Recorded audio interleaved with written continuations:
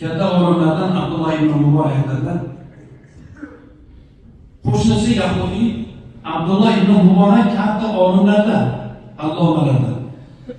Qo'shnisi Yahudiy uyini sotmoqchi bo'lganda bozorga chiqadida odamlar 1000 so'm qilib o'tir o'sha davrda masiga. Odamlar 1000 deganda u aytib yo'q 2000 ga sotaman dedi.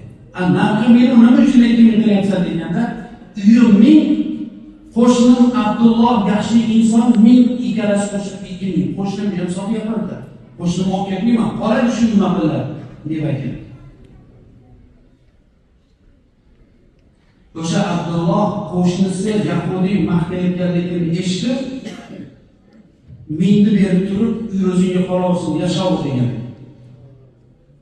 Maqtagan qo'shnisiga yaxshilik qilib, uyam o'zida qolishdi. Endi so'zimizni oxiridagi tugagan mavzumizda savol beraman.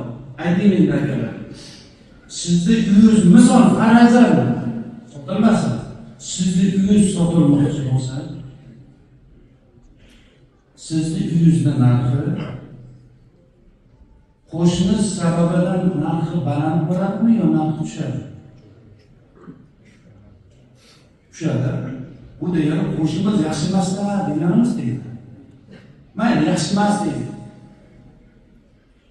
Teskarisi bo'lsa, qo'shnimizning uyi sotilmoqchi bo'lsa, biz sababidan narxi ko'tariladimi, tushadi? Bu sababdan ko'tariladimi? Ilohim narxi ko'tariladigan, baland bo'ladigan inson bo'laylik. Qo'shnimiz ham shunaqa bo'lsin.